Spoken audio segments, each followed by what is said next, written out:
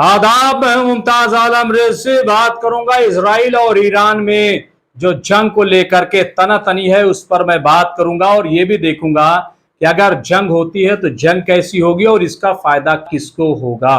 ये मैं देखूंगा। अभी फिलहाल मैं एक सरसरी तौर पर यह नजर डाल दूं और आपको इत्तला दे दूं कि जो रूस में खाना जंगी को लेकर के आसार पैदा हो गए थे, लेकिन अब वो चीज टल गई है। तकरीबन जो है पुतिन ने हालात पर काबू पा लिया है और जो खाना जंगी के आसार थे वो वहां पे खत्म हो गए हैं। बहरहाल मैं बात करूंगा अभी इस वक्त इसराइल और ईरान के कि आखिर क्यों इसराइल ये कह रहा है कि हम ईरान से जंग करेंगे, ईरान के साथ बातचीत करके मसला हल नहीं हो सकता। आखिर ऐसा क्यों कह रहा है और इसराइल ये जो जंग की बात कर रहा है, क्या वाकई इसराइल इस वक्त इस पोजीशन में है कि वो ईरान से जंग करे? क्या ऐसे हालात हैं और क्या ऐसे हालात हैं कि अगर जंग होती है तो अमेरिका इसराइल का साथ दे? क्योंकि रूस और यूक्रेन में पहले ही से जंग चल रही है, 1 साल से ज्यादा का वक्त हो गया है और सारी तवज्जो अमेरिका की वो यूक्रेन पर है। यूक्रेन की वो मदद कर रहा है, क्योंकि अगर यूक्रेन हारता है या यूक्रेन पर रूस का कब्जा हो जाता है तो इससे अमेरिका को बहुत बड़ा नुकसान होगा। लेकिन मैं इस पे बात नहीं कर रहा हूं। अभी मैं बात यह कर रहा हूं कि आप देखिए कि जो रूस और यूक्रेन के दरमियान जंग हुई तो उससे पूरी दुनिया पे कैसे असरात मुरत्तब हुए हैं और जो इकोनॉमी सूरत हाल है वो कैसे बिगड़ी है। इससे पहले अगर हम बात करें तो जो कोरोना था उसकी वजह से भी जो आर्थिक स्थिति है वो पूरी दुनिया की बहुत कमजोर हुई है। खुद अमेरिका जो है वो इक्तिसादी तौर पर काफी कमजोर हुआ है। तो अमेरिका भी अभी नहीं चाहता है कि वो इसराइल और ईरान के दरमियान जंग हो। लेकिन जब ऐसी बात आती है तो इसराइल का यह कहना है कि हमें किसी की मदद नहीं चाहिए और हम तन्हाई जो ईरान से लड़ लेंगे। लेकिन क्या ऐसा है? कहीं ये तो नहीं है कि ये गिदड़ भपकी है और ये खौफ की वजह से तो नहीं है, क्योंकि जब से ईरान और सऊदी अरब में दोस्ती हुई है, अगर देखा जाए तो इसराइल काफी डरा हुआ है, काफी सहमा हुआ है।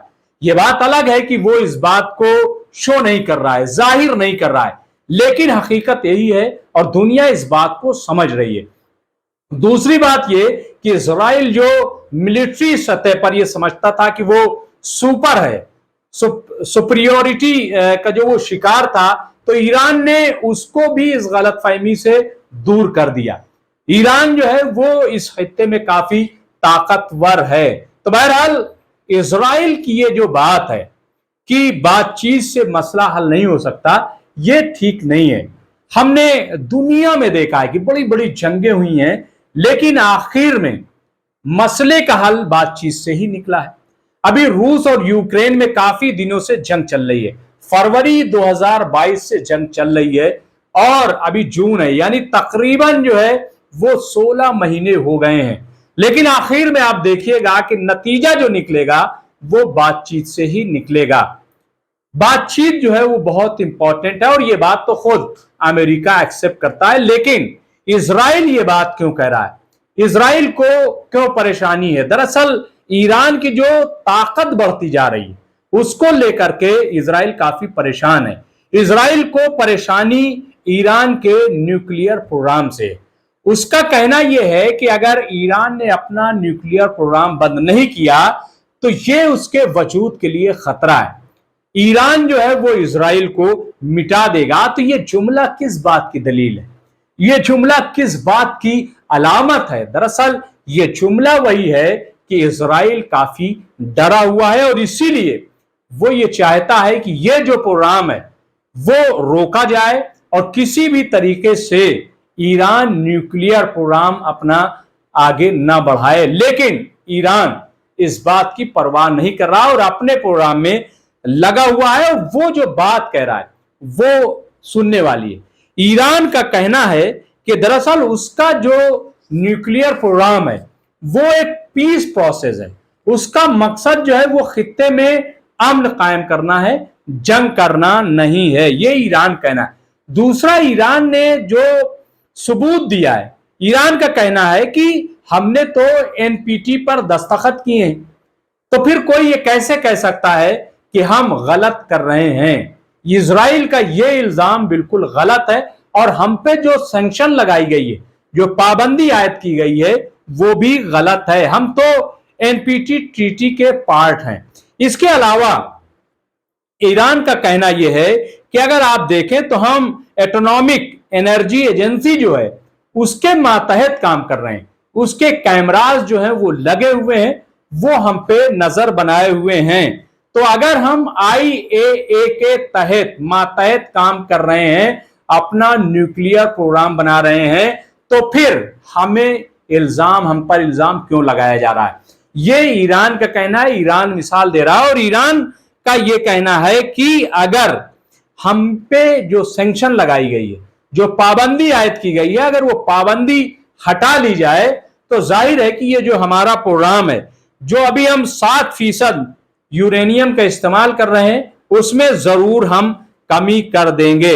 ये बहुत जो है इंपॉर्टेंट बात ईरान ने कही है, लेकिन इजराइल कुछ भी सुनने के लिए तैयार नहीं है। उसको इस बात की फिक्र है, इस बात का खौफ है कि ईरान इतना ताकतवर कैसे बन गया। इतनी जंगों के बावजूद, इतनी पाबंदियों के बावजूद ईरान रोज बरोज पावरफुल होता जा रहा है और ये इजराइल के लिए बहुत बड़ी मुश्किल है। और जैसा कि मैंने कहा कि जब से सऊदी अरब से दोस्ती हुई है, तब से इजराइल काफी बेचैन, इजराइल पे खतरा बढ़ गया है। इजराइल की जो मनमानी थी, जो दादागिरी थी, जिस तरीके से फिलिस्तीनियों पर हमलावर है, जिस तरीके से फिलिस्तीनियों पर मजालिम किए जा रहे हैं और उनके जमीनों पर कब्जा किया जा रहा है, उसकी जंग भी जाहिर है कि ईरान बरसों से लड़ रहा है। यौमुल कुद्स इसकी मिसाल है। अब टाइमिंग की बात कर लेते हैं कि इजराइल जो जंग की बात कर रहा है, तो क्या वाकई अभी वो वक्त है।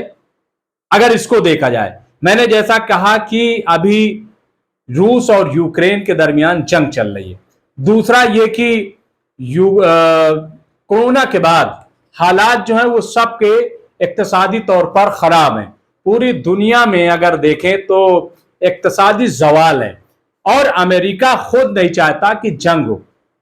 ऐसे में इजराइल की किस बुनियाद पर यह कह रहा है। फिर दूसरी बात देखिए कि अगर जंग होती है तो इसमें फायदा किसको होगा। जाहिर है कि इसमें फायदा अमेरिका को होगा, लेकिन इसके बावजूद अमेरिका जंग नहीं चाहता।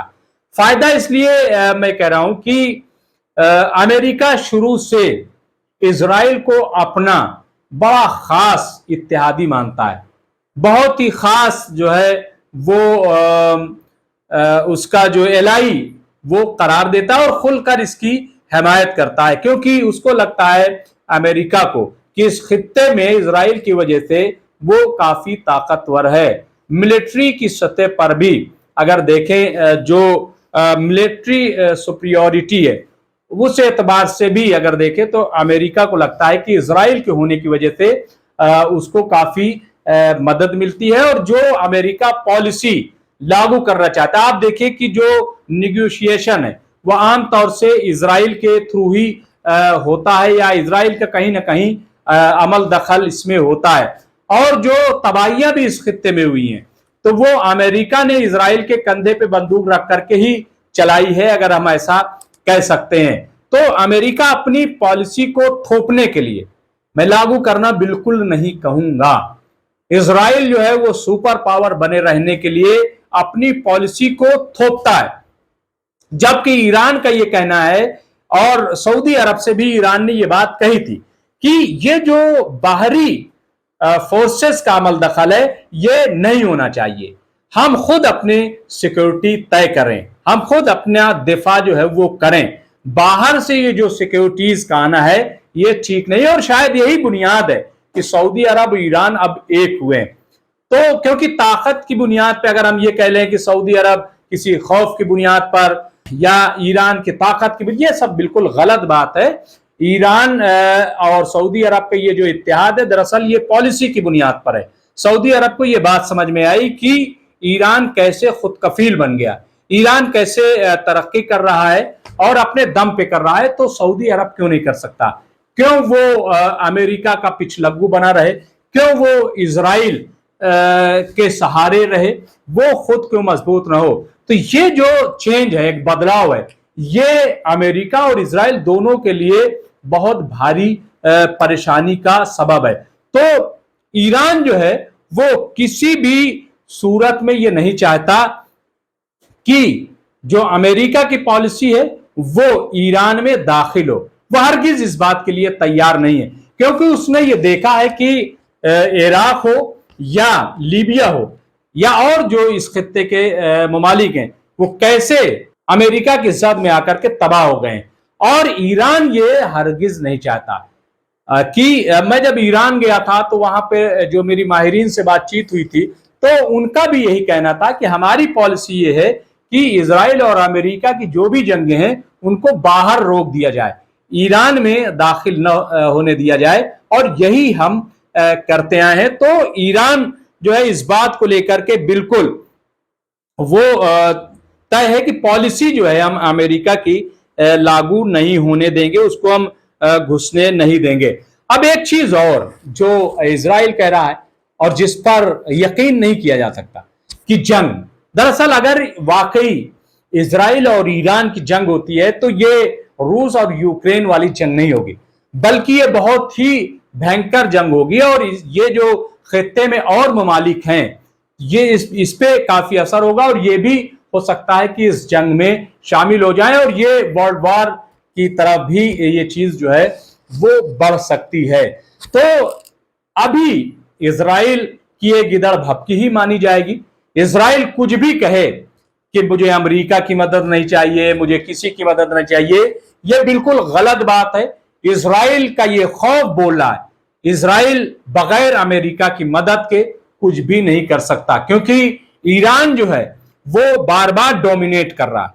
ईरान में जो मशीनें बनी हैं, जो प्रोग्राम उसके हैं और जो असलहे हैं, वो जाहिर है कि बहुत मजबूत हैं और बहुत स्ट्रांग है, और कहां कहां से वो क्या क्या चीजें उन्होंने तैयार कर ली हैं इसका भी कुछ अंदाजा नहीं है।